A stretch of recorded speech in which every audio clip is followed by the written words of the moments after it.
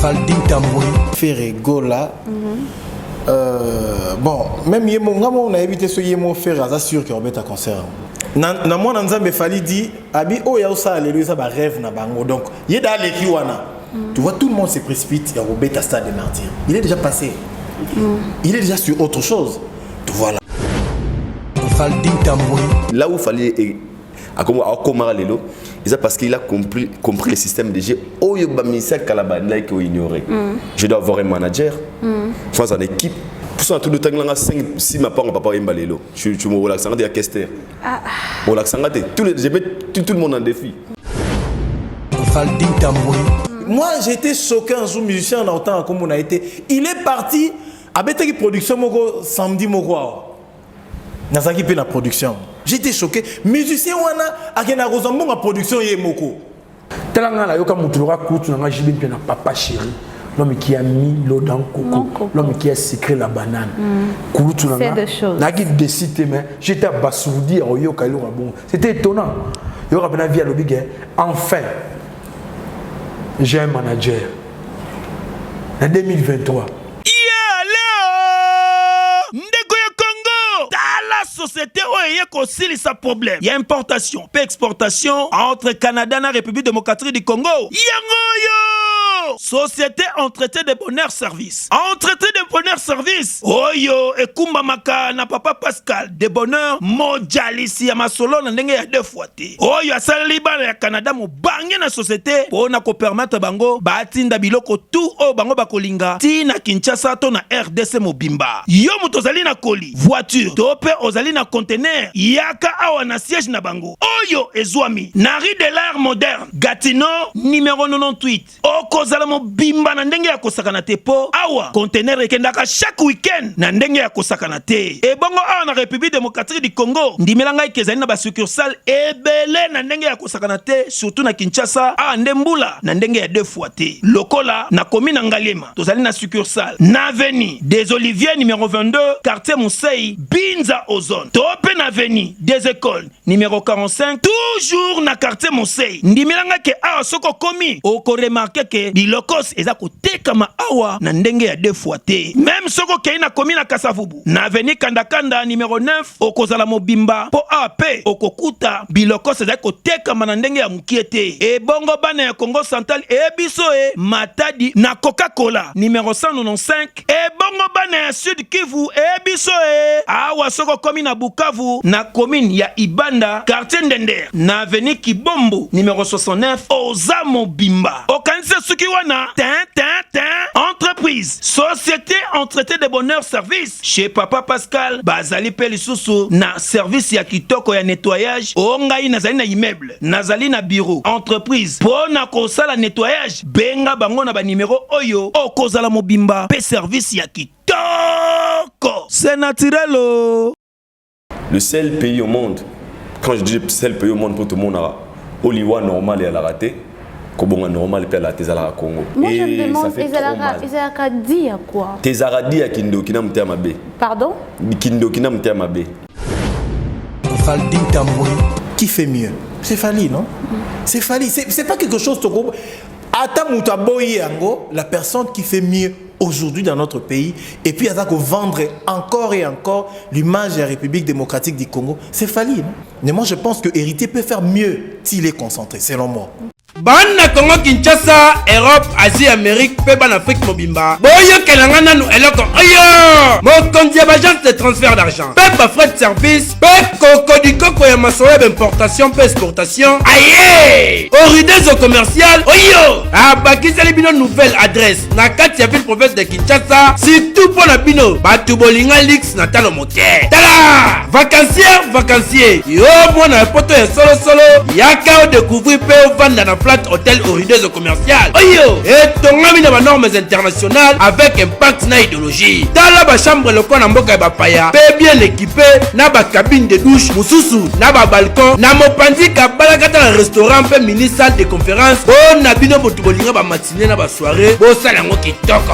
Surtout pour la lavage ya bilamba na bino. Tala bien ndeko. O comment na biennerie ya solo et vandi ba côté oyo. Pe kaka na libanda wana okuta mama na boutique d'habillement spécialisée spécialisé na masolo ya etali bachaussure mpe na parfumerie ya somo kutu masolo ya baaccessoire makambo ya miki eliseki te mpo awa poto na poto mama e mpona masolo ya sécurité lala na yo pongi ndeko oridezo commercial abongiseli bino bingambe mibali ya solosolo oyo ata kokulu na yango azali na force ya Jackie Chan awa akolala lokola ebembe kote nde masolo ya delestage awa na oridezo commercial ezali makambo ya mike potala yo moko mona mobange na groupe électrogène oyo ekoki koalimate ata quartier mobimba 24h/24 bakisa masolo ya transport evanda mpona badéplacement na bino panda baséjour na yo mpona badresse zwa papier mpe stylo komake Flat Hotel oridezo commercial ezwami na veni diba ya awit quartier matonge tango sa référence derrière maison de la Bible mosika te na place Victoire oza mobimba tobenga na banuméro oyo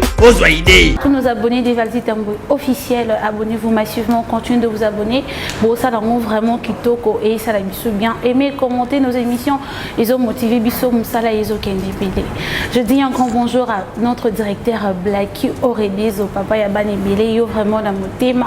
Ce qui Nathalie papa Nathalie ngam na maman Lisette lokangi maman hein babi mama ni mama moi sola bien motema maman ya bani belé. Je t'aime beaucoup maman, bah merci kaka, tous au continuer aux avant il y a biso, bah merci tant le merci, je suis sûre que déjà on comprend. Aujourd'hui tous à ma solo, moi et Béli à l'actualité à solo là, mais avant tout moi je profite déjà de parler de ce qui se passe à la toile aujourd'hui ce matin, qui nouvellement il y a Mawa. Page noire, la musique congolaise. Nous pleurons l'artiste Messier Lambert Moko, autrement appelé Lambio, l'ancien musicien de Viva la Musica. Je suis sûre que Sangwana et Sali Passi, parce que nous et Sali Bisso Passi, je présente jamais sincère condoléances à ma collègue Naé, famille artistique Naé, na famille biologique Naé, ses enfants courage, qu'on perdre. Papa Isara Facilité. Bonjour Aïdor. Bonjour Mimi de Mimi. Bonjour Naba abonné Nyoso. Il y a Veto, Valdi Tamboué officiel. Nous avons toujours après toute émission, tout le baranzam basala RRT, azara rappelé c'est répété. Encore une fois merci pour leur soutien, pour la fidélité et puis tout ça pour na bango, tout ça très disponible pour leur servir, copier sa bango musala ya qualité.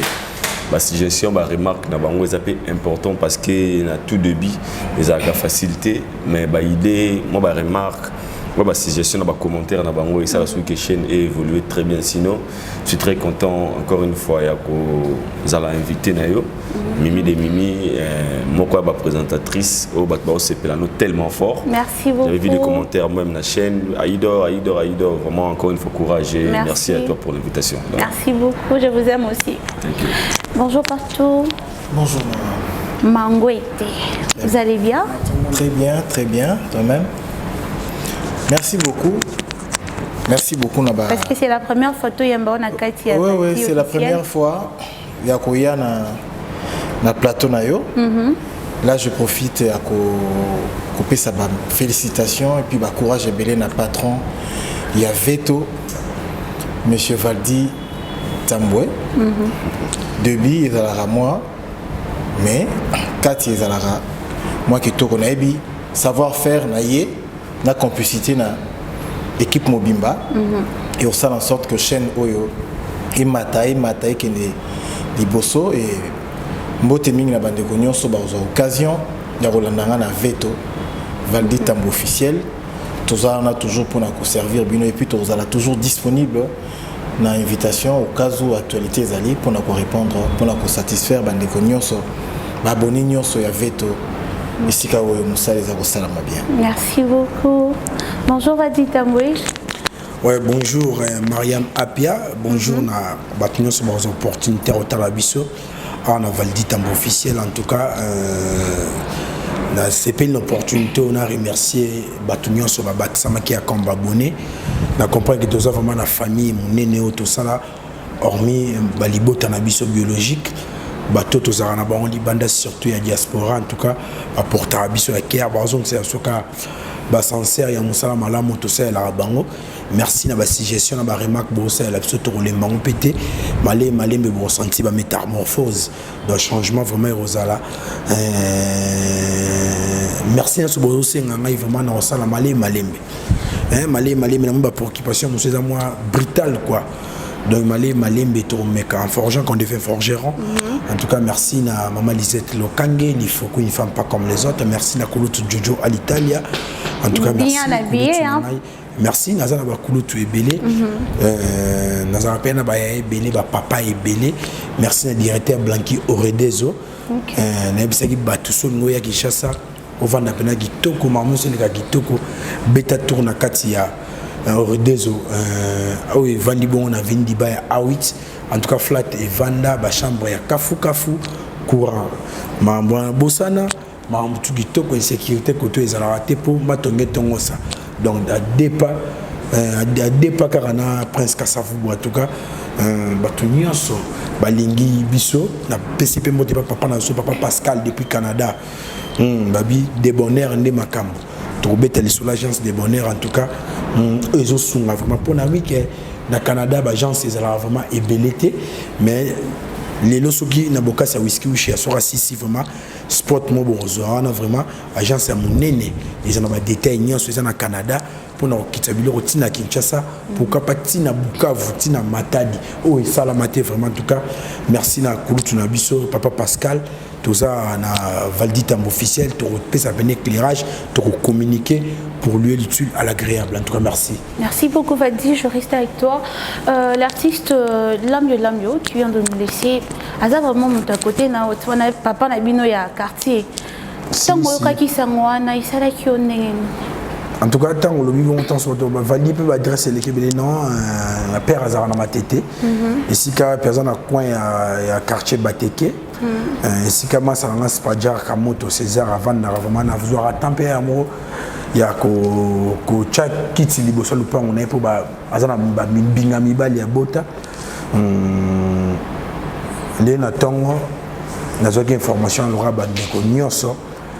Que papa na biso lambiola mbwatiki biso na ça qui est fort il y a que se déplacer au long na mbetu il y a rekomati sur les lieux en tant que mopandi sango pour nos informations pire que nos informations moi ils ala tant sous lieu na ba na pépination donc et longo ba valeur na nzela eux zo ka tant so lo mo mutakos ba fondé ba maxi ba maquiller ma bébé na kina pena dans une information où ils ont vraiment très véridique que papa n'a vraiment tiki biso donc on a profité de l'occasion à nous n'a présenté ma condoléances le plus émis la famille vive à la musique à Mobimba ou puis moi aussi j'ai fait partie famille vive à la Moloka il y a surtout vraiment soldat mon ressource ya makasi mon papa na biso lambio ndoki ndombe voilà que ça bananzela en tout cas pour la question na yo pourquoi pas na famille peu biologique naé bana naé baba masa na biso père na biso lubere na otana match Real de Madrid la betana Man City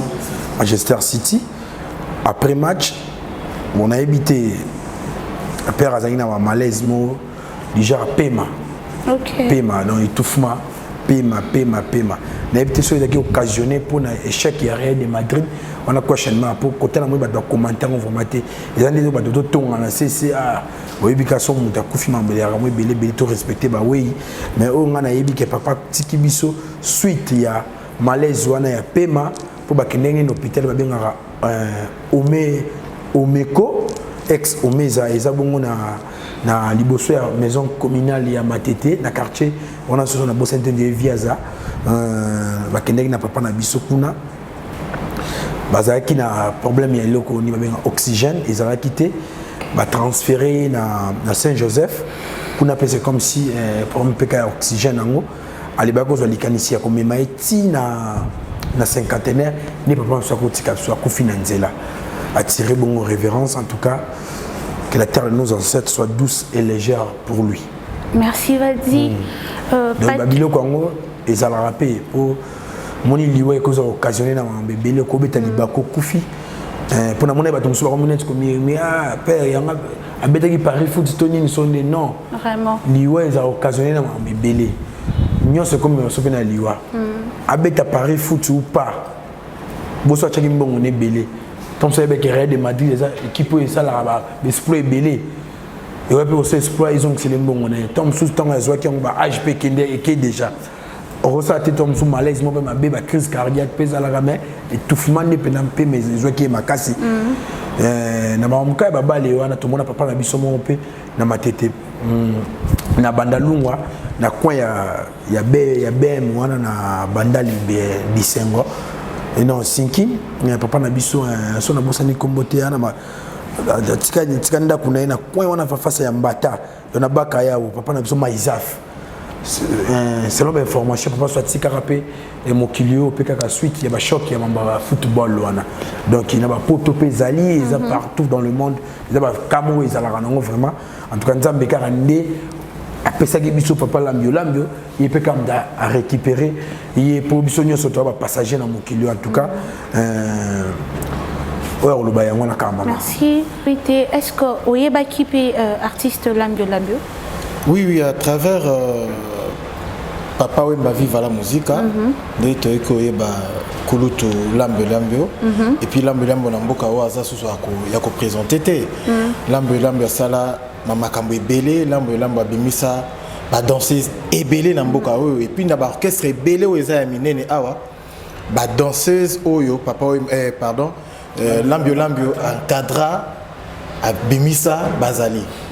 Donc Azali mutu ya niveau ya likolo oyo pa kutiko kutika biso surtout niveau ya benga wan ba chorégraphe ya mboka na biso parce que Lambio aussi il faisait pas seulement partie na Viva la Musica babande ko invité na ba festival mususu na ba activité culturelle oyo ezali na mboka na biso azali ki parmi pe bateau la danse na ebi na festival moko esalamaka na Côte d'Ivoire et Lambio azalaki parmi l'équipe oyo bazalaki kuna pona ko encadrer ba danseuse na ba équipe mususu ya ba chorégraphe mususu. C'est quelqu'un ya monene o atiki biso surtout na monde musical vraiment na ko profiter de représenter ba sincère condoléances na famille na d'abord biologique et puis na famille artistique na et puis azalaki na orchestre na non azaki na orchestre nae azaki na orchestre nae o ibandai ko évoluer seul et puis na ba musicien nyoso ya Viva la musique vraiment makambo valia tu ko pesa biso comme information. Moi vraiment je suis un peu choqué tout ça ko arriver à ko perdre motu pour na ba biloko ezali ya mike neti ba hôpital ya minene a na mboka na biso loko la oxygène donc motu a perdre vie likolo ya oxygène donc il vraiment ils a négligence à niveau moko ya likolo et puis ça li bien té parents responsables au perdre vie pour na bo pito yo na bamboka oyo babloka bwenge matsanga mafuta mingi ya ko na ko tirer na place on a ko tirer té. Merci beaucoup. Aïdor, quels sont les bons souvenirs que vous gardez de Lambio? En fait, d'abord, j'ai profité de l'occasion de représenter sincères condoléances na Venabiso, na famille Mobimba, Viva la musique et puis sa famille biologique. OK. Oui, bien à l'époque, Tontozo, Tobubalinga Banzel en fait. Donc qui l'a mon gosse bimi. OK. Parce que c'est à l'époque, les bâtons doivent servant si je ne me trompe pas. Tolinga Banzel, mon petit soir moi ma belle musique. Qui l'a petana qui l'a mon gosse magé. Parce que le père arrive à mettre un chorégraphe. Alors, moi, j'ai plein de respect pour Naïe parce qu'il a eu à collaborer avec plusieurs orchestres dans le Canabissoa. Après ça, il y a un orchestre ébélé. Et dernièrement, nous sommes une fois dans la vie. C'était en 2022. Il y a une émission de serment. Et si on ma tête. Si on a foutu la seconde, on a pas. Pour d'avoir si on a foutu la on a pas. Et tout on a eu, singa bana ana bana mikolo. Singa bana Lambio.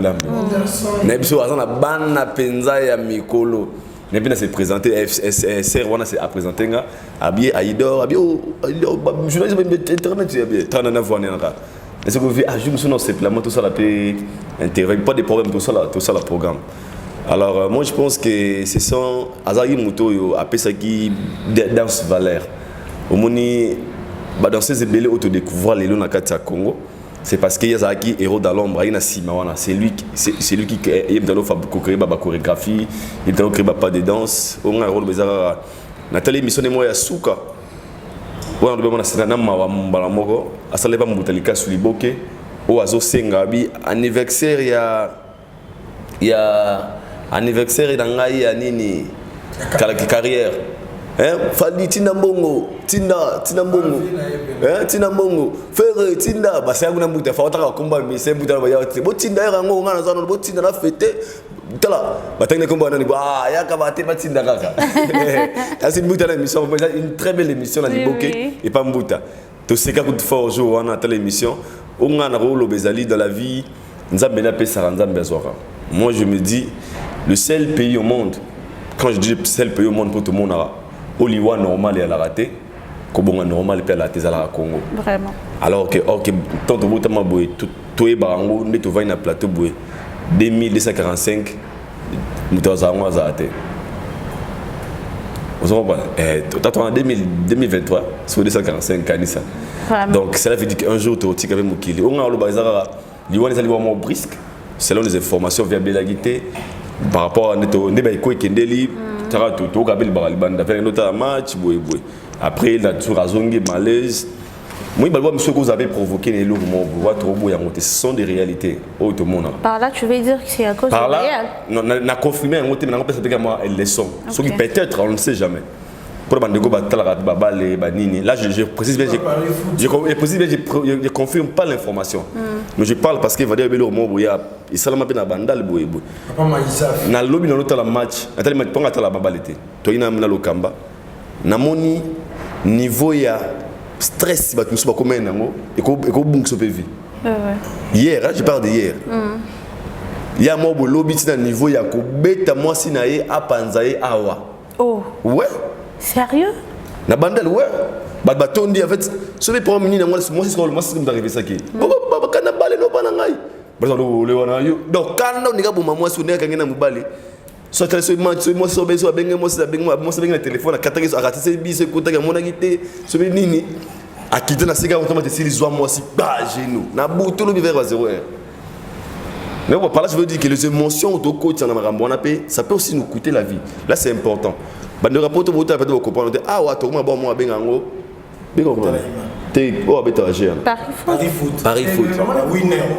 Tende baba ya bien propre ine musala raté mais awa so ke muta betango azela ne dans mbongo na ngwa donc projet les asona projet ne ngwana de soit kati papier au bon mayo na sa kanda de soit kati papier na moyo lo ba ganga o ba le moto mama na yo oh ya problème ni parce que kati papier en fait to bité qui fait ko fina ngo mais ça bilo repéter mais ko ça papier mo ba ke ba po UEB car c'est très important pour protéger sur nos vies autant nos matchs maintenant modération so pareil à moi 2000 moi 5000. Comment on parie 5 000 babino organique 600 millions? T'as mon abonnement 1 milliard. Donc il y a un méchant sur réel, tu sais, pour mes billets, des billets, des billets. On ça peut AVC. Ouais.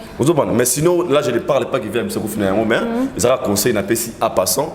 Mais courage à toute la famille et venez à Bissau Lambulambio. Au Salana Congo, je pense que Bobsek Nayo. Biso ba oyo na mboka na biso fo ba pesa obsèque mo dinya na rana boni ya pas c'est la ra yango via pour ça la anniversaire ya carrière nae même mes sœurs qui tirent na biso bezage kara mais tu verras si quoi après sa mort au monde en ndenge ba ko sala obsèque au moins niveau ba ko honorer. Oui, moi je me demande Ezalaka dit à quoi? Tes aradi ya kindo kina mtema be. Pardon? Kindo kina mtema be. Oh. Ouais, parce que Balingo valoriser nos artistes. Ça fait trop mal. On parle parce que moi je le dis à haute voix. Les artistes morts à Congo Koufa riche. Parce qu'après leur mort, on voit des réalités. Donc contredire Ngazate. Pour ça, tout le temps, 5-6 ma part, papa Mbalelo. Tu me relaxes, on a Kester. Relaxes, tout le monde en défi. Mais de l'air vivant, tu sais qu'il va vivre. Ok, ce sont des problèmes sérieux. Ok, mais ça, qui fait côté les Camerounais. Nos artistes sont pauvres. Ce n'est plus les cas côté là-bas. Afrique du Sud, au Nigeria. Parce que le ministère est côté ma Cameroun. On a moni liwa juma au Nigeria. Koufa na sur le documentaire à Pembebou. Babalo tsabe na nino. Après sa mort, gouvernement ya Nigeria. Les Camerounais concernant l'Afrique du Sud. Badekata sont morts ya mbongo pour sa famille et sa femme. En fait, au moins que Batali Bafortine, il vit à nous ça le film en Nigeria. Mais quand si tu veux aussi nos artistes musiciens au bazar ambassadeurs na biso. Bah là mais le bazar ambassadeur ko boyate parce que ayana moi touche na danse. Mais après leur mort le résultat tout le monde ça fait trop mal. Merci. Et tout ça maintenant le ministère de la culture bakonzambo ka ba mais tala na moi point na penza pour ça fait trop mal après la mort à artiste Bousso en fait dans le croateur le bon la télévision ça dérange des fois. Vas-y. Baxelo moi il dort beaucoup là. Faut retenir que l'ambiance ça pas compté parmi les musiciens vraiment ba yebe pe mo bomba aina moi kala ina kana technique pour namboga auto zoaka ya miki so pour maïle pe ko so organiser pour batebe base na base zoaka yi belé pour à commencer une pour tout le monde va musicien na biso mususu a pe na Congo ba toucher tout le monde a zo ma production na mais na habité poso ba lupango azela tamba so na ma campagne zo na banda na bozo go so ba beta mususu na cité vous comprenez problème de choses comme extravagance et les carrément tout côté on a mais quand on a vu ce sika on a lobby pendant la face église il y a papa na biso Amos Mbayo ils appellent le pango il y a kurutu na biso lambio ndo kiandombe la kisaba na nzela somba wana donc ba na ba vivaka wana makambo en tout cas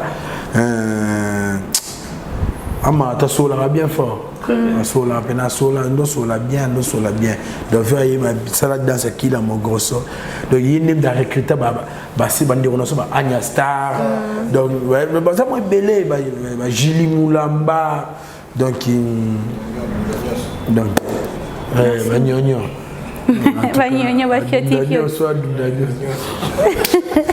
Merci beaucoup. Vas-y, l'arrivée de Wata, Gogan, Moutounet Timbi à Kinshasa avec son orchestre, mais avec l'absence de Bercy Moana Koba. On a vu lui-même, il y a une vidéo qui circule sur la toile, héritier Atiki Oliveira, Napoto. Oui, on a chose promise, chose réalisée. Tout le monde a eu besoin de projet devant ses fans à Orléans. Ce qui a communiqué qui a Monique a préféré Oliveira na poto. Oliveira a pas fait ça qui malobezaki na moté malobé qui est un musicien, il préfère rester mais la comprendre sur tirer conclusion ni pour suka tout le monde qui malobaya wata ndezui et primé na échange wana mais ça m'a bêté na monde ba commenter ba kumisa héritier watana be motema oyo wena be eza mabete la qui a le bien ozonga susu ozonga pour ba kende ko silisa bongo album chemin de la gloire o wapi ya zapena intervention ba vocaux na ewana fa kende ko chabo na habité donc temps so ba soli bien pourtant il y a le baki mukolo Richard le baki on a podium il l'artiste Oliveira ameka ko lobelo mo na mona ki mozaki très likolo makasi ezaki vraiment très capital alelaki indirectement avec nous na Kinshasa bon a évité ceux qui ont organisé makambo ndeni pour normalement mutunyo satanga bo valide musonna que s'installer en Europe normalement fonatala bibouene na ngai natala ba lifanto na bango mibale Alexandre na Olsen nga lo choqué nga ta na habité ces ala déjà on est без applications ba liboso na même mise mo bakina ne puto ay otika badinga na aéroport baninga mati ya tika donc à qui était donc on est les ala OK pour l'autre soir na va di lobby wa be ko comment be wana be ba fo tozonga ba fundi ba mbila ozonga sa bilamba o dae vraiment am tsai wana mda fasi bena oui mais otika il avait confiance on va reconnaître un peu vous êtes venus ensemble non c'est pas toi ba kalmi na makasi ya continuer avion au bongo ça va lister vraiment mais tout le monde est quoi sali yango et moi d'autre part na rolo beza ezapé leçon morale pour les artistes oui leçon morale pourquoi l'Europe est la fin du monde solingi carrière na yo mieux vaut tikala lokola artiste il y a Olivier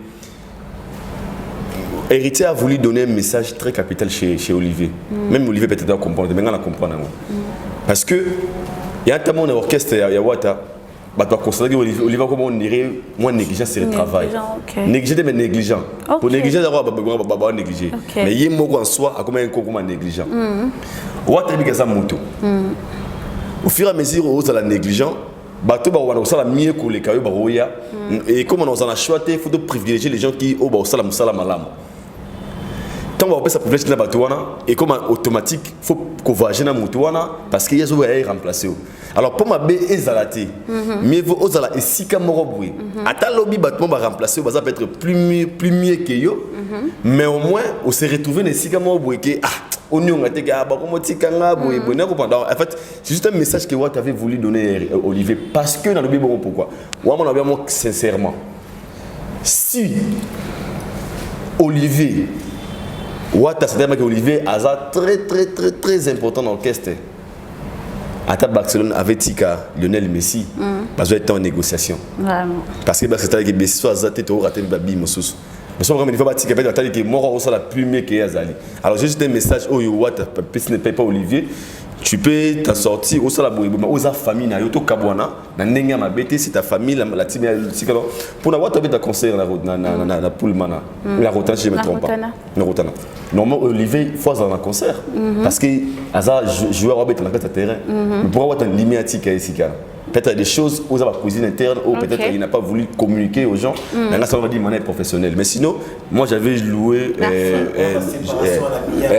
c'est pas un geste ça a dit plaisir et puis on aura bonne chance héritier on a bien Nzamba Sala carrière et qui est merci beaucoup Fally Ipupa représente encore le Congo au Festival de Cannes en France, l'homme de plusieurs tapis rouges, continue toujours de faire la vérité de Contune en fait. Olembate. Comment ça? D'abord on devant les mais on les baba. Te marambo ça tamo nous a sauté. L'âge avance, l'énergie diminue, nouvelle génération est là. OK. Fallu au ça lelo. À bénéficier, à profiter de temps. Il est parmi les gens où la carrière est née à regretter dans la montée.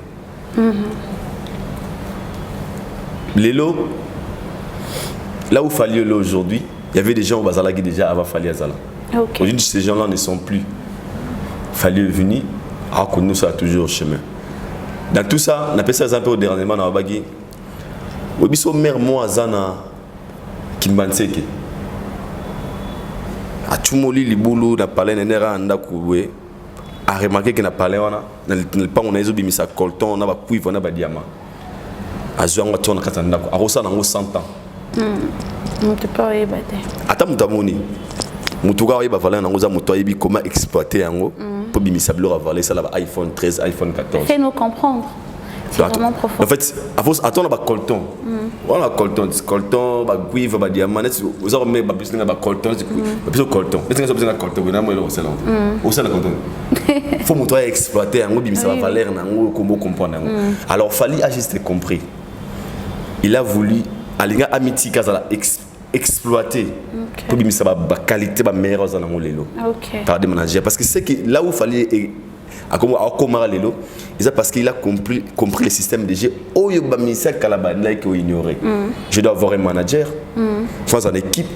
Ne pense pas qu'il fallait. On lui dit demain tu es au Kendesika. Lui il est un artiste, il vient avec sa voix, il la danse. Le reste il y a des gens professionnels. Je félicite Fally et son équipe. Okay. Parce que seul les talents ne suffit jamais. Et il s'est laissé exploiter pour comme professionnel, pour comme Sikazana. C'est pas de la magie. Même nos artistes, on a Congo, beaucoup se retrouvent dans le tapis rouge. Là, je parle pas parce que nous sommes dans le tapis rouge. Ce qui leur manque, c'est quoi? C'est du professionnalisme. Au moins, mon nez, mais un manager, musicien. Il y a des reprises, il y a 40 personnes qui sont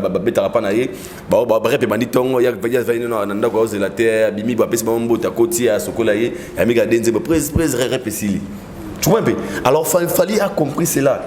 Pour devenir professionnel, qu'est-ce qu'il faut? Je dois avoir un manager, il y a un moni batapi oyo et kolembaye parce qu'il y aura un moment où on ne peut pas s'y prendre parce que comme on dit, fait que l'âge avance, l'énergie diminue. Alors on a une facilité au comment on a des générations où il y a la legend, oui Maramo na sala, il écrit son histoire. Ça reste dans les annales. Il fallait remarquer, ok non, on a bêta boy, na sala boy, la canne boy, tapis rouge boy, na sala boy, na sala les flammes.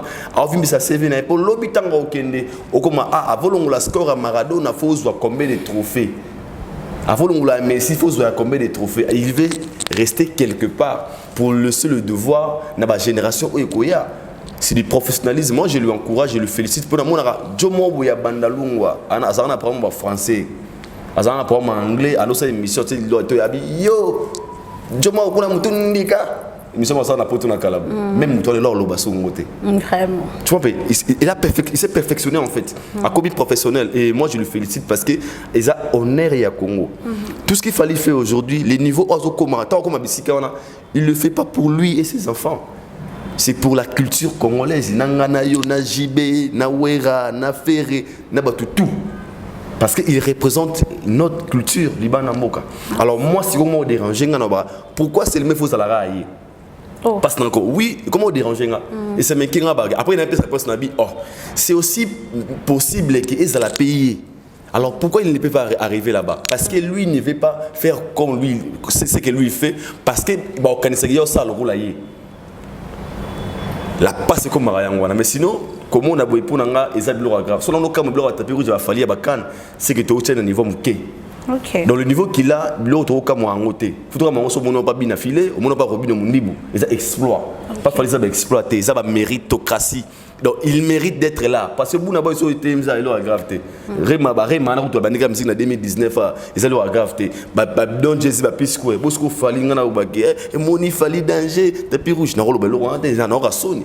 Pour moi je pense que c'est des choses normales mais ça exploit soit moi peut-être bien affilé on a pas bien affilé non bien affilé comme écouter bacan. Et ça peut être exploit mais chez Fali c'est lifestyle nous en anglais. Donc lifestyle donc ils ont une logique en fait. Mais sinon bonne chance et félicitations pas seulement à lui-même et surtout à son entourage, à son équipe au Bassala de lui au Yazali et lui il vient avec ses savoirs, talents na danse, na voix na et là tout ça c'est le Congo qui gagne. Donc, merci. Patou Mangwete. Oui. Fali, l'homme de plusieurs tapis rouges, comme je viens de dire, représente encore une fois le Congo au Festival de Cannes en France. Tes impressions? Bon, mes impressions, en fait, toujours mes impressions à bien. Je dis toujours, et l'eau ça la bien, chez Fali et Zalaka, tant que toujours là, toujours la mouka, toujours coûte actualité, la toile. Donc c'est-à-dire que c'est quelqu'un qui s'efforce azanga actualité en fait.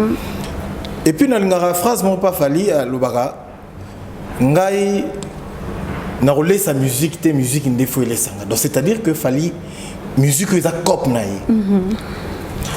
Ils a cop naie et puis elle ngaka d'abord cop ango pour Fali musique ou rien. Babloko déjà Fali à ça là haut. Ils a bien et puis ça peut ba musicien batika bazana simanaye parce que jusqu'à aujourd'hui, le musicien congolais n'arrive pas à comprendre que Fali déjà les kabango. Oui. C'est tout ce micro baladera ou benga musicien basé belé na kotan ba comme on a bangoté. Toi tu penses que c'est le place à ebi qui fallait liquer. Évite. Pour makambo fallait au sala lelo, c'est le homme sous pas ko sala yangoté. Pour ne éviter ce gars en actualité, pour zapper l'actualité. Oh là. Tu vois? Mais si quoi est-ce qu'il pense, est-ce qu'il réfléchit sur ce que lui fait? Non. Il n'a pas le niveau, il y a réflexion que Faliaza. Faliaza a un niveau où il a dit Nassim et l'autre qui boy. Qu'est-ce que je peux faire pour que comme boy? Le niveau d'intellectualisme écoutani na équipe. La tête fonctionne, des Fali fonctionnent.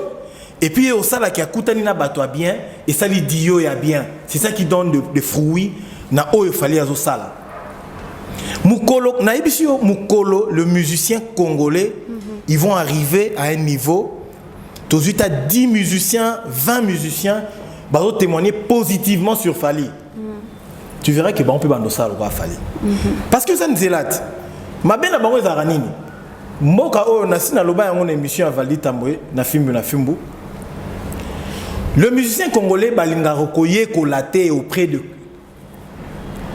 neni Vali nga pe na journaliste neni nga na koye kola pas Vali. Il pense que ce qui n'a yekoli et pas leader c'est que na mi kitisi. Non, leader c'est spécial. Na donc les kinga neni na kaolo ba wete. C'est ça la faiblesse.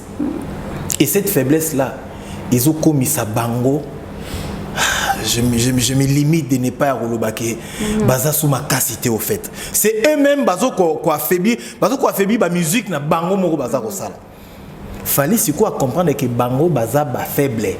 Et lui n'est pas faible, raison pour laquelle ba tapis rouge oyo et ça tapis rouge te kozala kaka au fur et à mesure fallait azoko kende au fur et à mesure carrière fallait azoko kende ba tapis rouge oyo ba sali ya minene et au bandobe tu vois na moi nzambe fallait dit abi oyo ya ça alléluia ça ba rêve na bango donc yeda leki wana tu vois tout le monde se précipite et Robert stade de martyr il est déjà passé il est déjà sur autre chose.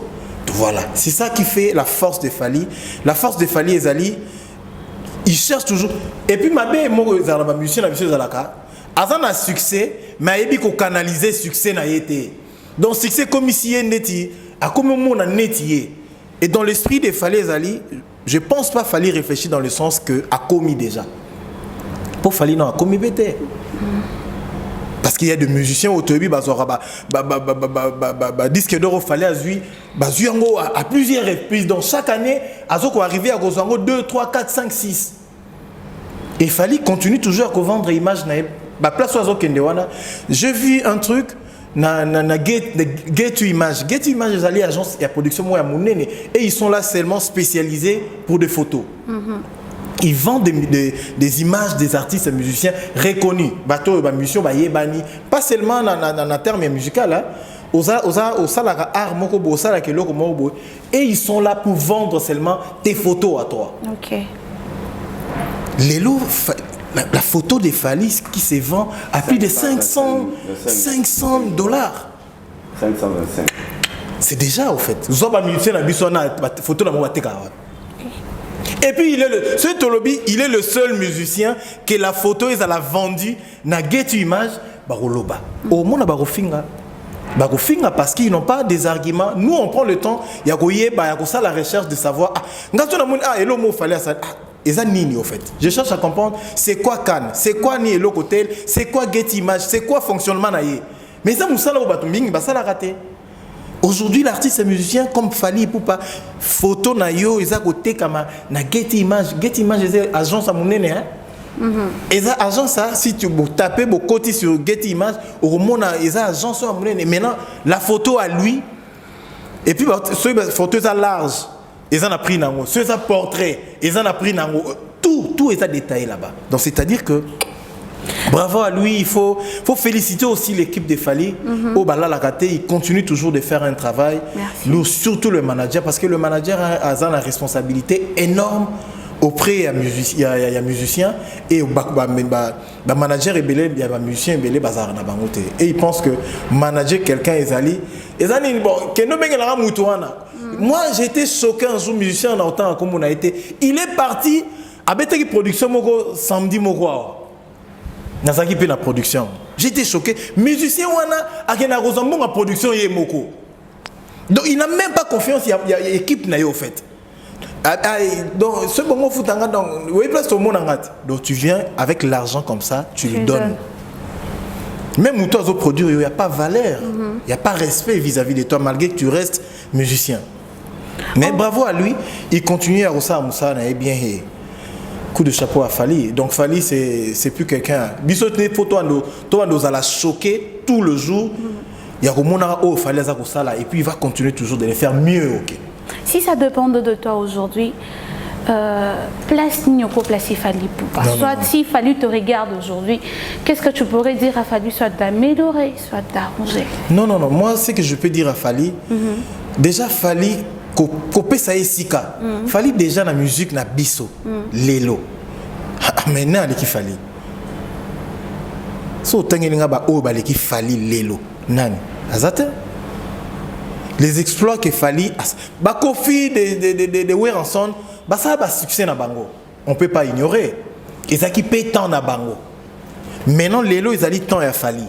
Et le temps il a fallu ben exploit où il fallait ça comme ça na musique congolaise ba viennaye ba sala yango pété. Donc il calait la cité que vous a bien. Mutu peut yoko ba na makamoko kala mais lelo tu réalises rien. Mais mutu a épé sika a sali be exploit et loko yo se concentrant à 20 ans. Lui a sali on a une année. Ils sont là. Donc aujourd'hui, Fally a beaucoup de choses à réaliser. Tant qu'à Fally à peine à 20 ou 19 ans de carrière, si je ne m'abuse pas. Mais ce que j'ai vu ma carrière élevée que Fally, ils n'ont pas des exploits où Fally a ça là. Non, ça soit un disque platine.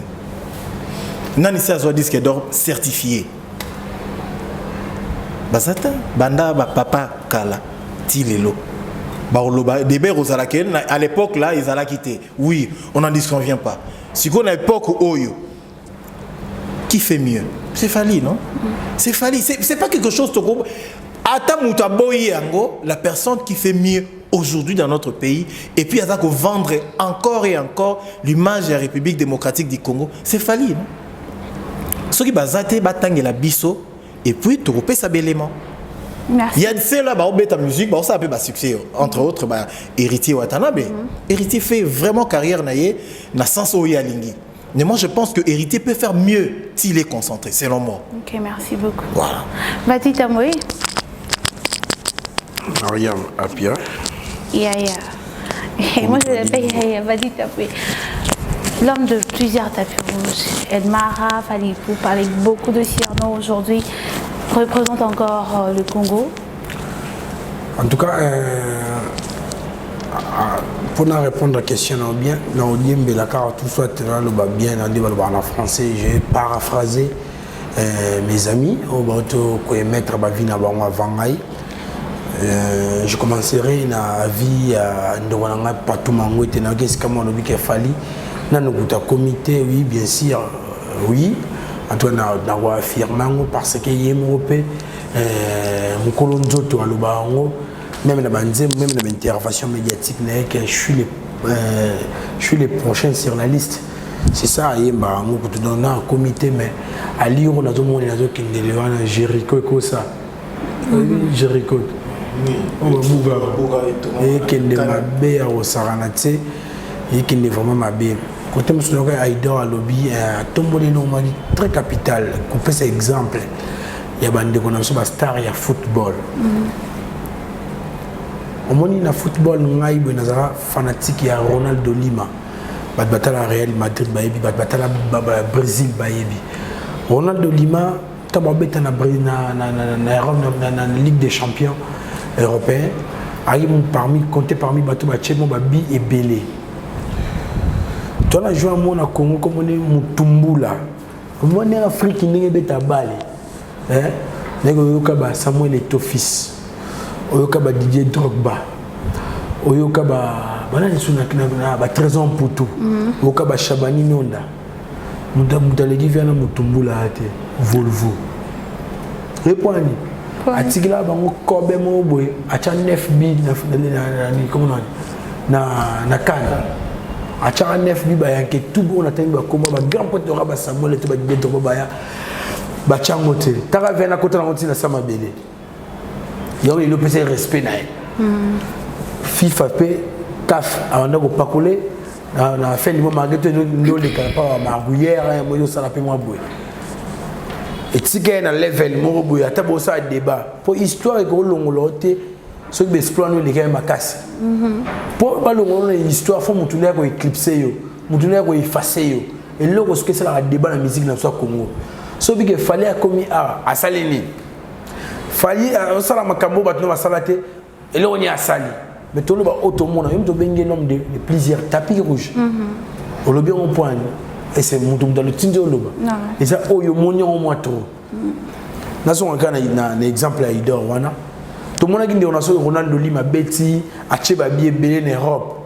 Mais tant avènement il Cristiano Ronaldo na Messi et ça est effacé toi na nyonso. Oh Rivaldo, oh Ronaldo Lima, bango tout balonga na histoire. Point nini. So ko chaka 20 na Ligue des Champions il y a 40. Non pas exemple regarde. Au chaka na Liga, au chaka 10, il y a 15. Combien de fois meilleur buteur il y a Ligue des Champions, Ballon d'Or, Bazion Koleka Batunyo sur Beta Bali. Si que Moutazi fanatique à Zidane, moi bimara chaka à débat. Hein? Tu fanatique à Maradona, moi chaka Makelele. Moutoura Messi.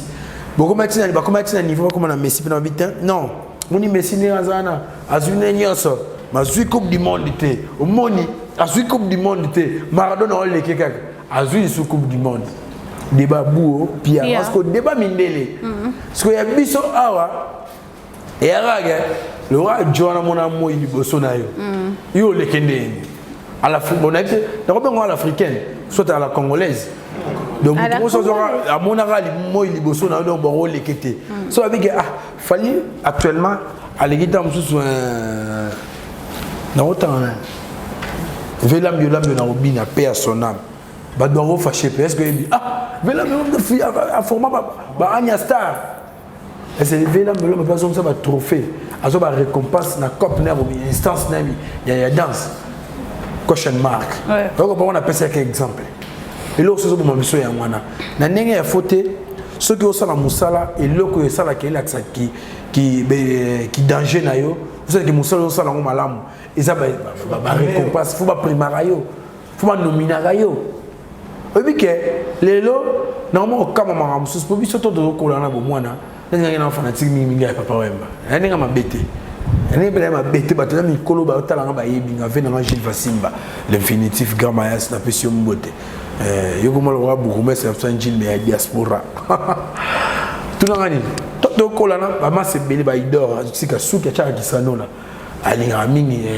Greg David yoko bo ba fanatique ba arkeli ko ba za ba ya rasko na molokai ya rasko pe mena ngobeta ba masola ba rap na mo désolé kakuna non yoka kaka tout koliboye toka ba vina so ba rambo ba zo ba trophée le quoi ba nini o ya jana Afrique ici ba kora vous comprenez toka ba ventoni bazala ba linya ba ko ambassadeur et ba UNICEF sur la bosanité sigo lelo oyo ne mo ambassadeur ne ça la sous débat de point oh kasi ba fali tout bana ba titre ngonte be rejet tout bana ba titre ngonte on est ça à débattre.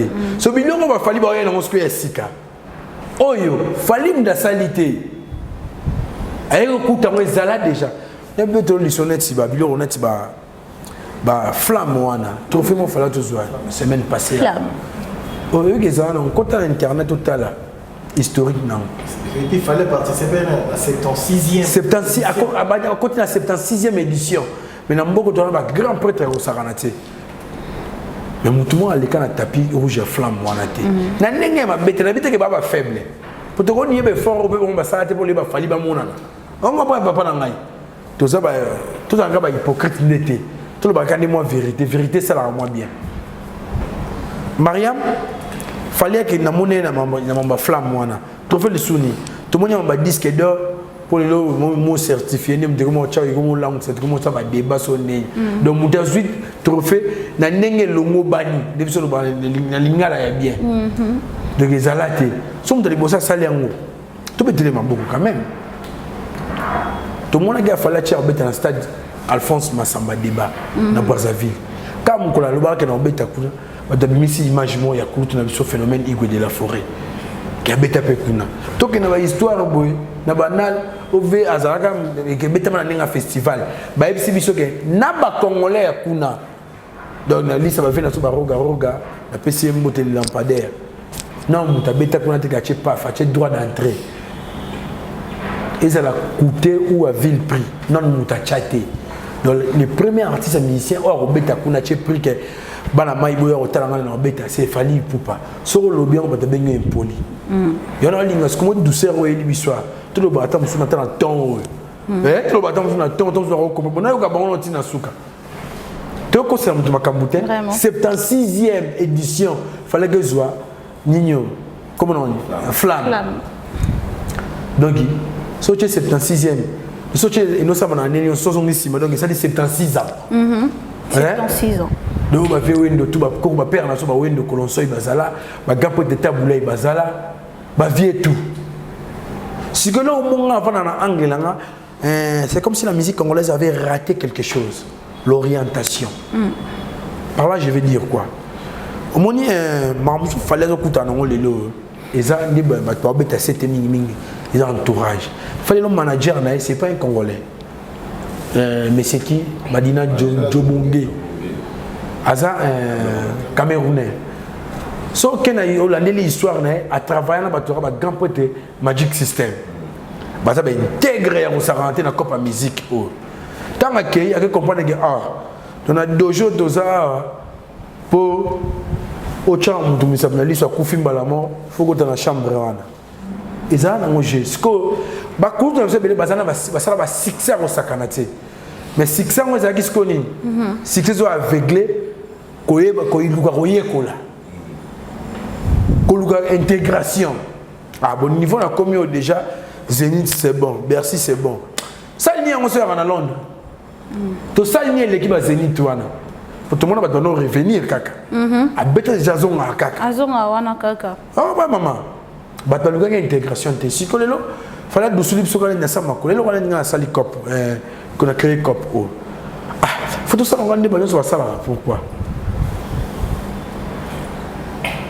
mais la taille na bongo na nazo raisonner na batonance ba entouranga et l'on te ça peut même la culture nazo toucher sika que mutafanya ndako atali du début jusqu'à la fin abakisi eloko a commettre na papier a notifier que dans eloko valide ta mota kotsa yango et ça m'a bête faut pas acclamer tu vas applaudir pour na mutu oyo alors là c'est émergence na misu makasi mais les gens viennent pour na batoyu boyu hein million mususu siko problème ba comment nango problème de comme mususu bazana ngo siko lele komi on a benga en français procrastination ngana ko saote est-ce que tant on fallait pour pas jouer du canisna et à la musique ouverte Mariam les appels bande comme mususu na ko sauter na wakati ba parler na bon bazana pa na balikanisiana na ko ça idole et je me na ça fitting na ba whisky et go ça un peu bien par procrastination ça donc quoi on ne doit rien mot on a posé ça à likambo on go ça na posé na ba moyen nyonso mais on a repoussé en on comprend dans ce moment lembo zo kota ana ko repasser siko o boza courir ko katana tu n'aurais pas été à 13h tu n'aurais pas été à temps avant bima malade c'est la procrastination bato musto mo ba le capé na télévision ba taxer ba fallait moni akimi musique yo akesa la musique boye na boye tango simbi boye kana siya joana siko tango ina siya joana luko sala mo pe beton so mo o sala mo neti et comme le roi copier ngo yo simbate so te o pesa critique na biso to bimba na mabe ben poli to bo ma culture mboka non est-ce que banto va de finir mutu merci telanga la yo ka mutu loka kutu na jibi pe na papa chéri l'homme qui a mis l'eau dans le coco, l'homme qui a sucré la banane. C'est des choses. J'étais abasourdi à Oyoka. C'était étonnant. Enfin, j'ai un manager. En 2023. Le vieux banda va succès vers un an. On va tirer le chipo. Molopoué. Va tirer le chipo. Il m'a bébé. Va un manager. Le face à la gare, petit Roger Ngandou. Non, je joue le rôle du manager. Mais petit Roger Ngandou avait ok été. Pour manager, il y a un professionnalisme. Nous devons nous mettre dans ce Roger Ngandou minimiser. Nous avons comme on est pour la ligne gaming. Mais viens, attends bon pour nos sens, ça là. Il doit se contredire. Il est intelligent pour gagner, il est intelligent, il est doué dans ma communication. Mais il n'y a pas de petit. Donc on a ce qu'on appelle limite. Il y a ma ramson au commenter. Est-ce que vous avez mis ça sur le il faut que Rwanda y a Carlo Pinanti la terre. Tu n'as pas de sandales. Vers le temps, t'as pécho. Encore aujourd'hui. Les petits, tant que ça a cultivé, à l'année de la temps, sur le magazine, à tel catalogue, il y a des mannequins qui sont bêta, pour prêtre Bazali. Pour pas consulter dans mon amour congolais, le bagage, congolais de bêta la forme, les gars, et bah tout yo. Mon dieu, de ça, il est là-bas. Il est bêta, les gars, il est là-bas, il est là-bas. Moi, tout ça, le monde est tout le monde qui dit, merci. En tout cas, vous tenir sur la rigueur, tout ça, on a pour couper ça, moins éclairage, dans la zone d'ombre, et puis ça rappelle pas passer dans la culture, dans le secteur où la musique. Merci Vati Tembo. Est-ce que la République démocratique du Congo est fière d'avoir Fally Ipupa comme représentant de sa culture? Je dirais oui. Oui, pour la Nenga Mabete. N'est-ce que vie la relation internationale. entre les pays. Ah, ya ya. Pour des choses, ça c'est moi dans la Belgique. Moi, je suis de côté. On a pour le pays, l'État. Moi, bénéfice de côté. Les bilans sont donc ni pense ou notifié. Moi, je suis de côté. On a le ministère de la Culture et Art. Vous comprenez? Le droit d'auteur, je suis belé. Si vous prenez un biso congolais, on a une patrie. Patriotisme. Dans le temps, tout le monde a battu belé à la télévision. RDC Congo, et ils ont la chance, ils ont payé les États-Unis. Vous comprenez? Les États-Unis ont coûté à battre, les stars, les belé, on s'arrête pas chaque jour. Biso pe a idem. Il y a un seul qui est mutuna mutu, azana na guna na choix na ya mutuna elingi. Mais dans le temps, bongo, bako sorti ba choix universel des arts. Donc à battre baloba keo, la beauté d'une personne dépend de celle qui l'aime. N'importe quoi. N'importe quoi. Il y a des beautés universelles. Maman, moi je vends des bisous misa toi ba mi bali. Ceux qui Nicki Minaj allait qui a bisous to tika. Vous comprenez? Et ils ont catégorisé té. So sert na Beyoncé les qui a na costé idée to tika là. La beauté sans débat. Sans débat zali. Ba legi na so ba sora un piano. Ba legi na so ba nani. Moi on a vu na Kaina. Ba Keina. Vous comprenez? Mais la beauté universelle, les alliés, c'est choix universel, les alliés. Donc, beaucoup de gens ont dit que ah, on m'a dit que le groupe de gens sont tous les gens tous les gens trésor pour tout. Mais la carte, on a un magasin qui a trésor pour tout, mais c'est pas la peine de tout le monde en room. Tout le monde en route, on est fanatique et musicien, mais c'est pas la peine de la musique, il fait beaucoup. On est fanatique, on est Gogan, on est mandato, on est fait. Oyoka mobila oyoka futa jalon moi je comment mon choix universel les alliés donc les lots on a dans la bosse tout ça la statistique la majeure partie ya bato ba soutenir la musique na biso na pas na Congo ba fanatique ba mélomane bonne fallait avoir une grande place. Merci Vadim. On a une grande place à Osaranate et il y a Osaranate même la diaspora. Merci. Oui merci. PM, est-ce que la République démocratique du Congo est fière d'avoir Fally Ipupa comme représentant de sa culture? Mais bien sûr que oui. Et puis Azo Salango bien. Alors Salango bien. Oui, Azo Salango bien. Dans la conférence de presse, il y a Fally au Tiko Sala dernièrement. Dans quand il y a producteur qui a produit na U Arena. Il a posé la question sur l'ambassadeur. Et ça va titre ba pesi batum soso batum soso pe ba Salango pe bien té.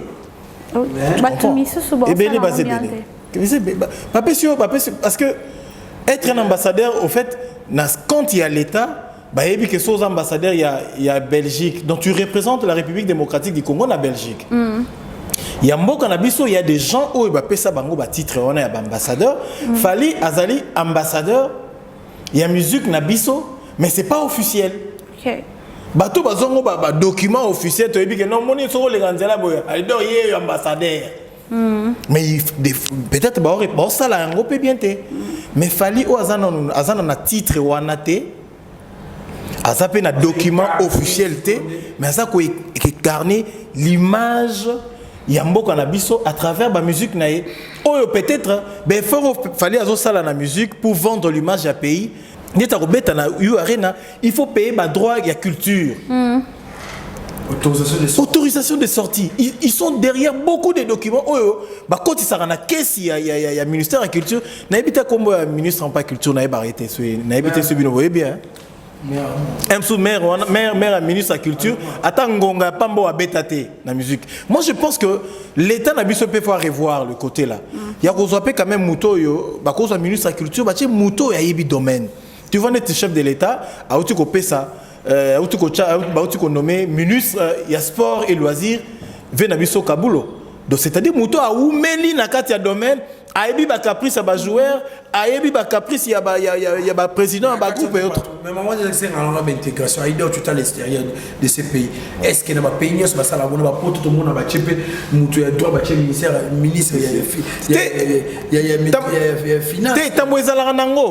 Mais na niveau na mboka mais voilà mais voilà ba uti ko subir yango mingi yawa ba pesi mutu oyo net ministère de la culture na biso je ne sais pas ceux qui na ba époque ya kala ba no cha ba ministre de la culture bateau ba exercer mais ça ka musicien être ministre de la culture ça nécessite pas seulement cause à la musicien.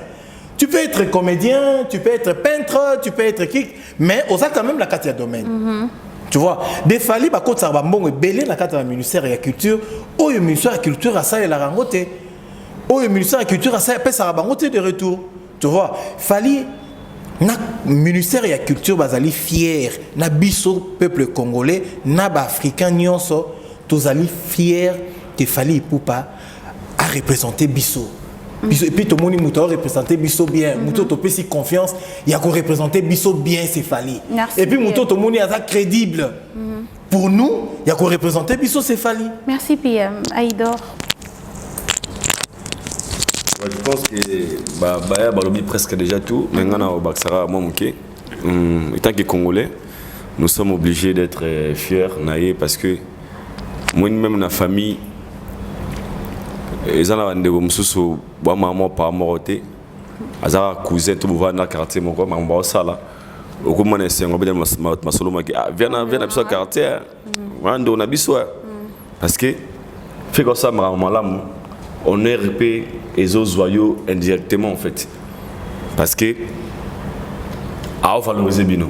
Alors moi je pense que tout ce qu'il fallait faire aujourd'hui tant qu'artiste, il est en train de valoriser la culture congolaise. Et tant que Congolais, nous allons toujours fiers, très fiers parce que ça l'a très bien. Et Aza modèle pour une génération, Aza vraiment exemple à suivre pour ne pas se demander pour les artistes, mais pour la jeunesse, parce que de voir là où il a commencé, de là où il est arrivé, les alors déjà faillement tombe beaucoup dans le quartier. Bondimago teke famille na baroza ata na palemo beto batongi niveau ba famille bo tsela éliquité en fait bato bo croire te quand jour baroza là. Alors Fally fait partie de ce genre de personnes. Quand je dis ça, je ne crois pas que les gens s'attendaient un jour Joana wa bandal wana wa muzika na wa imba ba ikachaka les loza na ba tapis rouge wana na carré solo na ye pas seulement pour la rumba. Parce que lui-même l'a dit, il n'est pas l'ambassadeur de la rumba, de la musique toko style, rumba mélangée, oui, mais Sigazali. Et tant que Congolais, je suis très fier de lui. Jour Moineuf, je suis sûr que c'est vraiment Moineuf, il sera au stade Alphonse Massamba, débat, à Brazzaville. Comment ça se passe? Déjà super bien, bisous très bientôt. Bon, mon ama équipe il y a Aïdor Média Télévision, tous à la paix pour nous accompagner artistes.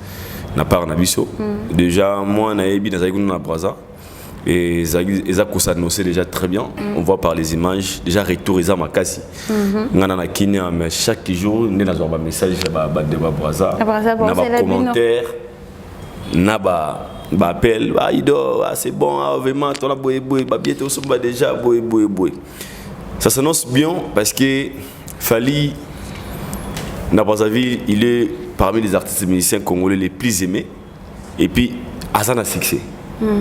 Alors succès naïe et ça là qui tout ce qu'il fait ils en ont facilité. Massamba Débat c'est 30 000 personnes comme ça ici c'était à plus de 120 000.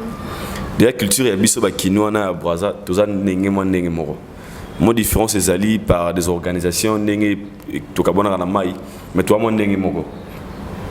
Récite de concert wana. Moi, je souhaite ça parce que vous avez d'autres part une motivation pour d'autres. Quand je parle pour d'autres, pas seulement pour nos artistes, même pour les musiciens à Bango Moro et à Brazza. Parce que vous remarquez que les Brazza les musiciens à Bango Moro pression. Quoi que beta, nani boya beta. On a pour ça payer goût en écouter na Bango. Alors ceux qui m'ont côté après Kixer a reçu côté beta yango bien payer côté dit ça. Et ça va motiver les fanatiques et les musiciens. On a des musiciens à Brazza, on a des musiciens à Congo. Tous à la cyprité, c'est un peu le bim européen, ok, non, 400 ngambou. na beta na braza parce que moko déjà ici mbeli mon leader soit en nzela vu que tambo non na CNDT et panika bata simate bon espoir que équipe so na CNDT ngunzami bo risquer bo sonne nzela bo kesu nzela ngate parce que yemo mutali boso a ngunzami mais so nzela ki zara sembo et ça motive les gens au bazana katanzela et moi étant que congolais on a la culture na biso je fais partie des gens au baza Nesengwe reçu cet événement na yango moni j'avais décidé nous on avait décidé on a une équipe pour accompagner cet événement pour une semaine ou combien de jours et tout le monde tout vivons en live à chaque fois on écrit l'histoire ensemble avec l'artiste. Merci. Moi le ba venir ça que ma biso comme ça ou ngi ça boy boy. Et ngalinga quoi c'était un bloc on a pour écrire aussi mon histoire un jour après 10 ans, 15 ans, 20 ans. Tout le bac na concert ma samba débat tout le monde ndenge les kaka boy boy. Mais sinon déjà bonne chance d'avance. Nabi qui roule très bien parce que les professionnels donc. PM Ferrego là déjà aujourd'hui on est presque déjà moi je serais toujours qui est vers son concert du Stade de Martyrs sans banderole. Bon, concert, il y a Ferrego là. Bon, même on a évité ce Yemo Ferrego, c'est sûr qu'il y aura un concert. On a évité. Parce que ça c'est ça, non? Non, il est sûr. Ah, bien sûr. C'est déjà confirmé. Ah, bon, tu vois, et l'autre qui, dès le début, hein, tu vois, l'incertitude et le crédibilité. Ok. Tu vois, on donne plus crédibilité à Yango parce que mon détermination fallait qu'il en pour le Stade de Martyrs. Tu vois, tu sens quelqu'un a envie de faire quelque chose. Et puis c'est Fali, c'est grâce au niveau le Zakari Baba son or le bango souvent na ba rencontre Moussoussou. Fali avait déjà l'idée de ce que lui voulait. Équipe au baza permet na Fali, on accompagne juste. Na eloko ya ligne. Tu vois, ton lobby faire de lui-même, il n'est pas sûr parce que tu sens, il n'y a pas l'engouement en fait derrière le concert. Bon, billets au Tekama, il n'y a pas banderole, il n'y a pas pub, il n'y a rien. Hein, tu sens, bon, tout ça c'est pas seulement dans les réseaux sociaux. Hein. En privé. Tu vois, et les gars, on a une vidéo, on a quand même à certifier qu'il y a bêta. On a mon AG, il y a Stade des Martyrs, au coup de communiquer avec des réserves. Hein, tu vois, en communication, Tolobara. S'il y a le doute sur le message, communication peut repérer, ça peut sens na yangote. Tu vois? Ce bobi déjà que muto bêta. C'est-à-dire que muto bêta. Tout le monde sait qu'il y a l'énergie parce que même l'énergie communique aussi. Tu vois? Mais si tu communiquer, tu es un peu timide, les gens sont aussi à toi. Ah, il y a un muto communiquer. Alors le babou, est-ce qu'ils ont là? Tu vois des questions c'est-à-dire que l'attitude et la façon de faire communiquent. Tu vois? Bon. Faire étoper c'est la bonne chance. Fallait abaki déjà bah on est bandé connu sur la génération na yo ba royer beta stade ba beta yango avec succès. On souhaite beaucoup de choses à faire et beaucoup de professionnalisme. Maramunia concerne les cas bien aza congolais aza na droit père beta Stade des Martyrs mais sauf que niveau communicationnel c'est ça qui me choque en fait. Tu vois? Concert est ça. Oui, naboui nangate. Naboui te concert et kozala. Tu vois, on est dans la profession. On sait comment, sur base de la communication, on sent que les autres ont la bonne côté. Tu vois, en tant que professionnel, moi, ça me choque un peu. Niveau communicationnel, il y a événement, parce qu'événement, il y a ça déjà événement à Moukete. Tu vois, déjà sur un niveau, il y a artiste, communication, ils ont les cas malamouté. Et bon, tout c'est là concert en Robert. Les 24, et tu as un mois, non? Un mois. Tu as pratiquement un mois. Bonne chance à faire rigolo à l'équipe. Et à ça, la paix plein, histoire et les cas. Et puis, à Akena Makamoussousou. C'est ce qu'on veut de lui aussi. Merci beaucoup. Vas-y, termine. En tout cas, merci. La même question. Si Jésus Denias, la paix, si papa Hervé Moteska, on a chance à Rotalangaï. En tout cas, nous sommes pessimistes dans le locaux. Nous avons des commentaires et belés, ils ont absurde en disant que Bissot est contre d'autres artistes. Nous avons des ayangotés. Sauf que tu as rendu comme martelé sur le locaux, tout le monde a les autres ont comment pour se établir. Ils ont créé un échec. Liboso ya Aria Bandeko Moussoussou. Il y a une faute de communication très grave. En tout cas, il y a un mois, il y a concert. Et ça, même communication, il a rappelé, fallait pour pas tant pour avant stade, il dort. Donc, en tout cas, ce bateau, baza maillé, les batailles arabiso. En tout cas, tout le monde le bateau, il fallait tisi qu'on ait une banderole, les hommes ont été bouinaboué. Souci, n'a biso pour la réussite, il y a concert, on a, communication, ça vraiment, et claboussé dans la ville province de Kinshasa, pourquoi pas, dans la province Nyonso. Pour nabi qui va déplacer ça la m'affaire as artiste en tout cas bonne chance naie ça des martyrs zali pana na ko ngate ngana banda ko tana idor en tout cas na tikala ko zala optimiste ata mon kolomorote na banda ko banga tant fali pour pas chaka libaya kuna parce que je faisais partie na colloque de communication bateau est censé à côté quand événement en tout cas naza mutu no et faut naza la même avis que Ken Pianaté et que Coco Dilasso opératé que yana tilo colette que tonton BFT que Alexis Wechité ngaya kati na wande ko tonga kana idona mo sokota na idona zakina kultu na soule ka par Zuzu na ça des tours na route vraiment ça des tours ya stade na binga idor mo padi na c'est yara na c'est papa mais on a ma famille tout ce qui n'est kaka il dort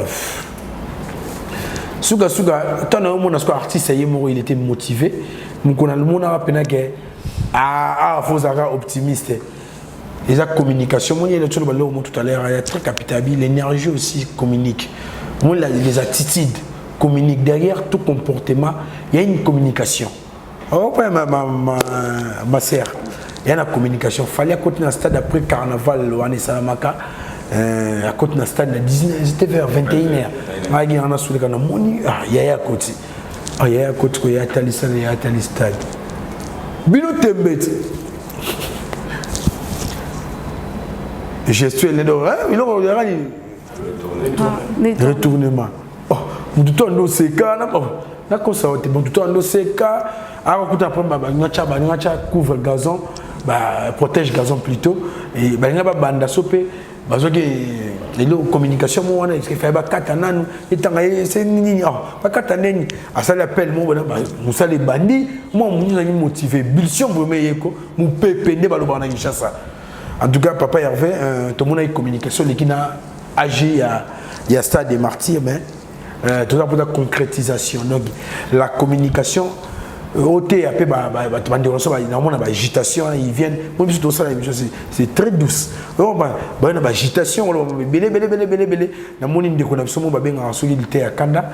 la télévision il vient pour vilipender sous les cas par Zuzu qui sous les derrière la campagne de déstabilisation pour concert avoir liété sous leur gagné avec charge nezana ya mboka o ebele ba gérer mboka ona ministre so papa na so sama lukonde e bande wonso akona pesi bino mbote bande ka majem Congo na pesi bino mbote sous le côté makambo en tout cas la communication muso ezana ngombe na sensité mutu mo ali boran l'équipe de la télévision pour communiquer de la sorte en tout cas communiquer pour l'artiste non pourtant on se prétend que je suis gaulois il y a que sa communication est bien pour il y a aussi des gaulois qui ça peut intègre à refouenter va yo kamambolo ba sous la seule ligne makambo et sous la gérer stade moi je dis maman en tout cas bonne chance na artiste en tout cas bandeko bo son artiste pour nako sabinoté tarana isibino na la pessimiste ne sigo na ebege cop na surtout au sala ne bandela na pessimiste donc en tout cas nzungu eleki munene tuluka neni baluka neni ya sa communication pour lui l'utile à l'agréable. Merci beaucoup. Merci. Ouais. Stade de Papa Hervé. Merci Mimi de Mimi. Ngana lobezaka que na pesi bonne chance. On a roloba parce que nous sommes là pour promouvoir la culture congolaise, nous avons intérêt il y a souhaité bola mona ba musicien tout ya biso au bazan na ba production ba obeta parce que les lo ferré ko réussir événement na ye esengo ezala ka ya ferité mais histoire moi érotique à la lobby après 10 ans après 15 ans biso anglais ba tomorrow's dark mo sto mona mingi lobby ya molili o ya lobby kuna to éviter mais aux génération o ekoleka ndenge ba génération miko ba V2 zalara de la génération où il peut rouler. Alors génération où bis to chance il y a comme histoire na bango ensemble auto souhaiter ils a qui auto ba saler les kamalam pourtant génération a kaleroya ba manquer au bis respecter Ah, c'est que nous avons beaucoup raté. Mon émission nous disons na album série wana. Mon attendu c'est les gars boué. Alors pour que cela n'arrive pas, et nous étant qui va chroniqueur musical, je pense que nous avons intérêt. Il y a Romeka qui souhaite qu'il y ait bonne chance. Et là, le plus important, c'est la communication parce que l'événement c'est le 24. Calamité, nous avons vraiment et sa promotion, publicité Matamakasi. Parce qu'il fait rigoler comme histoire ensemble avec des Gaulois et pas seulement avec des Gaulois. Mais le la bonne musique. Alors, on a aussi des alliés, on va la concentrer, on va la focus sur leur événement. Mais on va esquisser les athées. Au moment où on a lelo, beaucoup bunda combat moro déjà même les interviews, on va passer dans l'IFC, peut-être bunda combat à 15 jours. Mais dans les lois, on va avoir un zara. Faut avoir une interview. Donc, bêta, il a quoi c'est KO boy. Et ça rappelle communication, il y a motivation en fait. Il y a une onde positive. Mais si on dit na bunda combo, bunda mi fort, bunda singa fort, ça li boy. Et d'aller là. On est bien dans la négativité. Alors pour que cela n'arrive pas, il y a une communication qui est les plus combatifs. Il y a un bâtiment de Ronamon, le bien, le pharaon. Et n'est pas ingénieur, si je ne me trompe pas. Avec le mot Magabi, quand le bâtiment est l'artiste le plus combattu, parce que selon vous, alors combien plus fort on a monté ce que ça est les vidéos, masque, machette. Communication au niveau de la maman combattre. Mais ce n'est pas ça qui est important. C'est important. Fergo va jouer le 24. Nous, étant qui va prendre des sangs, pour apporter notre soutien dans la réussite de l'événement. Kolukadia le Sikadia, c'est deux ans Nzala, Folia, Ola Pongi. Soit Nzala, aucune église va s'embellir, ou une église va faire un pasteur. Donc c'est important, publicité Salama. Il y a bien, il y a des billets. Parce que tu vas jouer qui on est ni mon qui a le bâtiment va rappeler un lobby. Oh bien va streamer oui oui. Tu sais on a soit ça va dire en fait tout le monde tout ça compliqué pour rien. Billet va streamer déjà va stream ça non streamer avant. C'est ça que moi je voulais. Streamer à acheter. Streaming comprendre. Faut maintenant streaming les années. Streaming les années au moins ils sont bateau va tirer dans plateforme na bango. Artiste. Vente en ligne à streaming. Oui, on a une plateforme. Soit streaming. Si tu n'as pas l'accès, vous pouvez télécharger, mais ça, c'est comme sous. À cause de l'homme sous. Déjà bien au streaming, c'est ce qui n'existe pas. Au streaming bien. Ouais, stream. Au streaming bien. Peut-être concert, j'ai streamé. À plein de concerts, ça on a plateforme mort. Les gens vont en fait ça va mais qu'on streamer billet. Mais c'est moi électronique en fait. Qu'on streamer billet, la communication soit ta na ngamu complication. Donc bien streamer. La communication on a vraiment ce n'est pas ce que les gens ont besoin actuellement. Merci beaucoup. Parce que nous avons besoin de concerts à faire et Simba parce que ça pour on est la culture congolaise et on a PC bonne chance. Une équipe de Mobimba que le labino fort le plus important. Nous avons ça qui est très bien. Sécurité dans la malamu et dans les bons, c'est bon. Merci beaucoup. Voilà, nous sommes arrivés à la fin de cette analyse. Moi, je profite de dire encore un grand merci à notre papa Blacky Oredezo et à notre maman Mamani Mama. Je t'aime beaucoup, maman Lisette Lokange. Quand je vois maman Lisette Lokange, je vois aussi maman Lisette Loboko à Champagne. Je te salue aussi. Maman African Kitchen. Et voilà, vraiment, je te salue aussi. Je dis un grand merci à Boss, le PDG Eric Moukouesso, Maison Ephraim, je te salue aussi. Je dis un grand merci à Deux Baskets. Tour de contrôle. Tour de contrôle, je te salue aussi. Je vous salue, je dis un grand merci à Guy Basket. Des continents, je te salue aussi. Je dis un grand merci à Merveille Kimbuta, Arsi, hein? Donc, Natonio Mounon, on comprend si on s'est déjà les titres des milliers, tous les gars à plan, architecte, tous les gars à plan. En tout cas, tout à l'heure, il y a un streaming, en tout cas, ils ont attendu sous mon extravagance communicationnelle, et moi artiste dans le bien entourage en tout cas les a faute de communication pour streaming ça lecture en continu non il y a flux donc il y a moi bona kututé oyo banga banga loba mais to kende na ebisa bino mikolo si yom tous en Europe lingo ya na Kinshasa vacancier en tout cas nous ça réservation sikola là vraiment au lot akara lo na miki na poto ya te ko Kinshasa l'autre tata moi sur zara na kingasen to zara na gisenso to zara na ngalema oza Kinshasa mo l'autre ma na Paris kuno to ma ville Neuf Saint-Georges kama mo l'autre ma Auvergne ya ba Bruxelles en tout cas beta tour na kati ya Redezo o ezwami bongo na avenue Dibaya A8 na matonge tongosa référence derrière Maison de la Bible en tout cas aux a décidé. J'en profite pour saluer directeur Blanqui Orides au père Nangai Igo Manzambi 00 depuis les États-Unis na ma mère Nanganya so Malulu Louange Wadia aux aura toujours à la mère en tout cas merci Nanyo so au sala pour aller continuer ko sala mais na bisi bino susge na son adresse mususu mais voilà quand on adresse wana yo pe mtona nikila poto lingo tinda mbongo otinda kolo tinda mutuka Orides commercial azana na France abongisa makambu nyonso neke bozo mona bongo spot publicitaire réseau les carabons les bandes les joies détails joie papier stylo ou comme ba adresse ba numéro de téléphone ba contact pour ça là bien mais bino pe batu oyo boza bona Canada neke bo lela ya ko sakana te bana Canada bon les lèvres ça raté agence les a raté validé la colis mounier dans un moment on a en tout cas sur le petit tour na agence mounier de services on a combo ya entretien de bonheur service ils abongo et vendre ça mambo importation peine exportation et pas prendre Pascal de bonheur en tout cas ça a décidé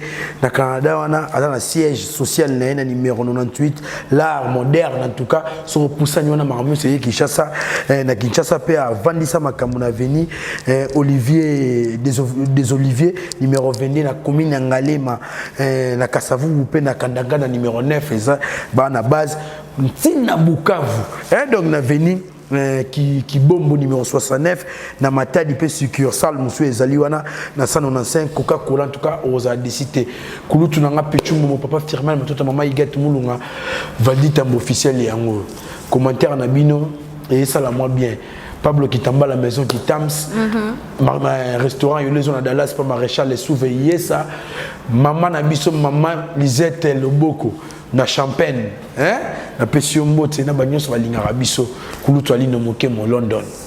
Merci beaucoup mais maman ti alongo atonga ki maman ti alongo na maman ti alongo maman ti alongo maman Mireille Lengelo en tout cas la Pesino son mot merci na banyoso ba accompagner biso merci beaucoup Aïdor tu as des gens à dire bonjour de commune biso na Souka PM tu as des gens à dire bonjour. Bon, Batorpe ça m'a moté mingité, moté na batunyo sur basi occasion ya Rolanda Biso à travers cette émission. Au Tolobi, tout ça bateau. Mon orbe beta libaku, bo tenir biso regarder, tout muza on a ka prendre la vérité. Ce bino mon ngo za mabe. Bon, ko finga pe bateau za na on li sumuté, bo finga biso ka. Merci beaucoup Aïdor. D'abord, merci à vous. Merci à vous de la Bissoma du début jusqu'à la fin. Merci. Merci bon rabat s'abonner sur massivement à Aïdor Media TV, aux appels Palais, Aïdor Media TV. Et puis, citation à John Kumasamba. John Kumasamba, vieux Jojo à l'Italia. Jojo à l'Italia, vieux salutations à vous, Jojo à l'Italia. Toujours Molat ici et Batoto Balinga Bisso. Merci à l'assistance de Jordi Fitir, Batoto Bazaraki, Balinga Bisso. Donc, et notre gars, salutations à toi et puis maman Lisa Loboko mais restaurant Maman African Kitchen Lisa Loboko toi aussi c'est absurde mais merci à maman na nyo so là bino au Saranate ma mbeza na débit mais nzambe yemoka yebi bomoni bo redezo ezo sport ezo les cas donc les autres déjà la que si Dieu élevé entretien de bonheur et l'écart. Donc il lobby Tobaxa sous magasin Best of Africa Food Store. Maman Lisette Loboko na Africain restaurant africain Mams African Kitchen en tout cas. Merci. Merci beaucoup. Voilà, nous sommes arrivés à la fin. Je préfère clôturer cette émission avec Patricia Massongué, les mamans pasteur, Valodi, et de dire aisément, lui, ça ne va pas être le témoin dans mon salaire. Patricia Massongué, Hein, Maïkelele, merci beaucoup. Continuez de vous abonner, partagez nos émissions, hein, mes amis, mes frères et sœurs. Mes amours privés, Mimi, donc partagez, commentez et ça la émission École Samo Msala. Je vous en bisous. Faldin Tamboui, Faldin Tamboui, Faldin Tamboui, Faldin Tamboui, Faldin Tamboui, Faldin Tamboui, Faldin Tamboui, Faldin Tamboui.